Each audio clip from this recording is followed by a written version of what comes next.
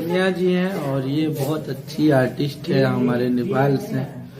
और आप लोगों को पता था कि हम लोग नेपाल में आज हम लोगों का शो था, जो कि कोविड के परमिशन ना मिलने की वजह से नहीं हो पाया और बहुत यहाँ पे दंगा भी है। तो सोनिया जी आई थी हम लोग से मिलने, तो आप लोग बहुत जल्द इनको भोजपुरी में भी देखेंगे और बहुत अच्छी आर्टिस्ट है ये। महादेव हम लोग को सपोर्ट मिलेगा या नहीं? बिल्कुल मिलेगा। और सबसे बड़ी खुशी की बात है कि ये खेसारी भैया की बहुत बड़ी फैन है, तो आपको जरूर काम मिलेगा। Love you all.